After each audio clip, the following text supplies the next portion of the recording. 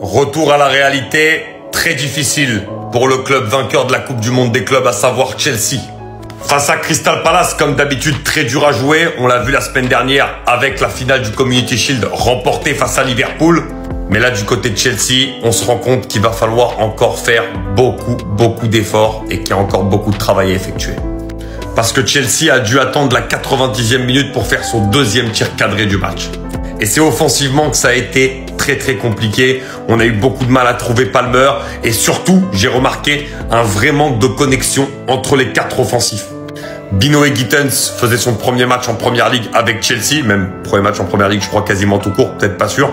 Et Joao Pedro, qui lui aussi faisait son premier match en Première Ligue avec Chelsea. Et du coup, on a senti un manque de lion, très clairement, entre les joueurs de l'attaque. J'ai trouvé que ça a été un peu mieux à l'entrée de Delap, mais il est rentré assez tard. Mais sinon, franchement, ça a été très compliqué pour Chelsea. Vraiment, manque d'entente dans les transmissions, dans les 1-2. Vraiment, on a senti que les joueurs n'ont pas encore vraiment les automatismes qu'il faut offensivement. Ce qui est normal, c'est le premier match de la saison en PL. Mais bon, t'es dans un match à domicile, tu dois prendre des points, t'en perds déjà 2 sur tes concurrents directs. Et Liverpool et City, je pense pas qu'ils vont en perdre beaucoup cette saison.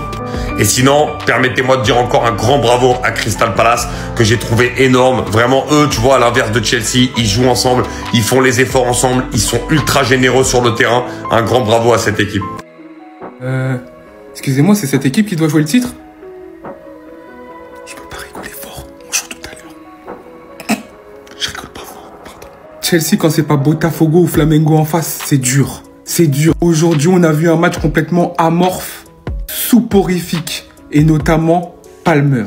On lui a volé la vedette. Et Berechi Eze, on a appris d'ailleurs qu'il avait l'asthme. À force d'insuffler l'âme de ses adversaires, les gars, il aurait dû marquer un but qui a été, pour moi, injustement refusé. Ils ont inventé une règle. Quand tu mets un coup franc aussi beau, aussi bien placé, aussi fort, puissant, et qu'on vient te reprocher que le joueur de Crystal Palace n'était pas à moins d'1 mètre lors de la prise d'élan de Eze, c'est du grand n'importe quoi. La VAR intervient pour n'importe quoi. Je suis désolé, mais c'est dans le règlement, on va pas parler. Allez, du petit pont que Reece James a pris, Eze, il a cook pendant tout le match. Il était trop boosté. Et ce mec-là ne va pas signer à Arsenal. Il va signer à Tottenham. J'ai envie de pleurer. J'ai envie de pleurer. Il est tellement boosté, c'est trop. Bref, à part ça, Chelsea, c'était très mauvais, très endormi. Je pense qu'ils vont longtemps ruminer cette action d'André Santos tout seul au point de pénalty. C'était la dernière minute. Il a tiré au-dessus. Mais bon, bref. Chelsea retombe dans ses travers, contrairement à tous les gros de Première Ligue, même si Arsenal n'a pas encore joué. Il joue tout à l'heure, on verra. C'est pour ça que j'ai pas trop rigolé fort. S'il vous plaît, Chelsea, ne cassez pas les couilles. Les gars, c'est trop dur. C'est trop dur. Je rigole, je sais même pas pourquoi je rigole. C'est trop dur la Première Ligue. C'est trop dur, c'est trop dur. Je vous jure que c'est trop dur. C'est trop dur. Premier match de Première Ligue, il y a rien de... En fait, tu peux pas te reposer. Voilà, tu joues Crystal Palace. Déjà, on a vu face à Liverpool comment ils ont été chiants, mais ils nous ont cassé les couilles aujourd'hui. Ils sont sur 9 matchs sans défaite. Pour ceux qui vont dire, ah, mais vous avez pas honte. Ils sont sur 9 matchs sans défaite. On a vu qu'ils ont battu Liverpool. Du coup, j'ai pas honte, mais j'ai le seum. Première mi-temps, oh là là, ils ont été trop chiants. 2 matchs, c'était la bagarre. Il y avait que des duels. Le ballon n'était pas au sol. Il y avait que des duels. Que des fautes. On se battait en fait. La première mi-temps, c'était du MMA. Eze va marquer un but sur coup franc qui va être refusé parce que Marc Guéhi est à moins d'1 mètre du mur. Je connaissais pas la règle, mais Dieu merci, elle existe. Il était tellement chiant sur la première mi-temps. Et heureusement qu'en deuxième mi-temps, il s'est souvenu qu'il voulait signer à Tottenham. Du coup, il a commencé à faire n'importe quoi. Contre-attaque, ils sont en supériorité numérique, ils tentent des frappes du milieu de terrain. Il veut plus faire de passes. Heureusement. Vraiment heureusement qu'il s'est souvenu. Parce qu'il était tellement chiant. De notre côté, va falloir recruter en défense. On est obligé. En défense, franchement, on a galéré. On sait qu'on n'a pas notre défense. Ça s'est senti sur les duels tout d'abord entre Hachepong et Mateta. Il l'a bouffé physiquement. S'appuyer sur lui tranquille. Je ne peux même pas lui reprocher. En vrai, là, il joue par défaut. On n'a pas nos centraux. Et de plus, même sur la relance, on était trop fébriles.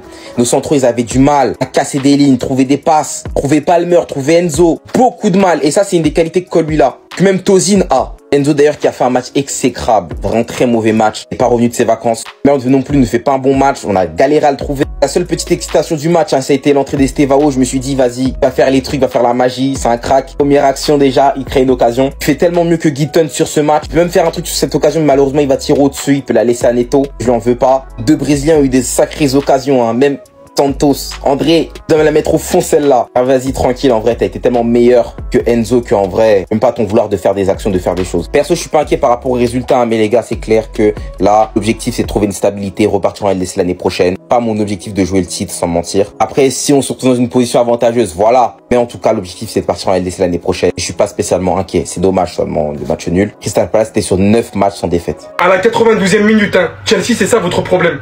C'est une dinguerie de faire ça. Face à face contre le gardien. Santos, c'est tellement une idée de faire ça. Je dis ça, je dis rien d'autre. J'aime beaucoup Cole Palmer. Mais pour un match, premier match de Chelsea, où il est censé faire la différence, après son incroyable performance au Coupe du Monde des clubs, là où il est censé montrer la voie, montrer la guidée à son équipe, 14 pertes de ballon. Il a perdu la plupart de ses duels, sans parler de toutes les statistiques offensives qui sont de 0. Bien évidemment qu'il n'est pas le seul coupable au vu de toutes les occasions que Chelsea se sont procurées, et ce jusqu'à la dernière minute du match. Mais là franchement c'est tellement affligeant au vu de la continuité qui était censée présenter Chelsea, où ils étaient attendus après une telle finale de Coupe du Monde des clubs, gagner arraché au Paris Saint-Germain, qui sont champions d'Europe, qui ont même failli carrément perdre si l'arbitre n'était pas revenu sur le but de Crystal Palace. S'il y a quelque chose à respecter dans tout ça, c'est qu'il faut rester humble, les gars. Je l'ai toujours dit, Chelsea a bien joué en finale contre le Paris Saint-Germain. Mais faut pas oublier un fait, le Paris Saint-Germain était au bout de sa saison totalement cuit. Et le fait qu'ils étaient arrivés en finale, déjà, c'était incroyable.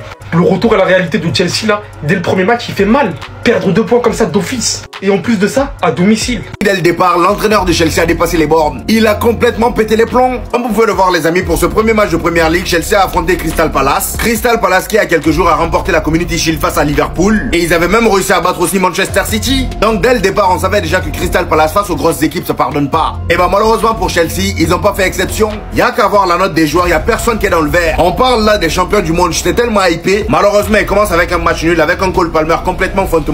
Il y a qu'à voir les stats de son match, 0 but, 0 passe décisive, 0 tir cadré. Sur 4 centres, il en a réussi 0. Seul dribble qu'il a tenté dans le match, il a raté. 3 duels au sol perdus sur 4. Et le pire, 14 possessions perdues, c'est-à-dire 14 ballons perdus. Dites-vous que lui, ils l'ont mis dans le top 30 du Ballon d'Or et pas Pacho. Vous avez bien dit que Cole Palmer en Coupe du Monde des clubs, il a montré de belles choses certes. Mais avant la Coupe du Monde des clubs en Première Ligue, c'était le néant. Et tout ça s'est passé sous les yeux d'Eden Hazard qui était venu regarder le match.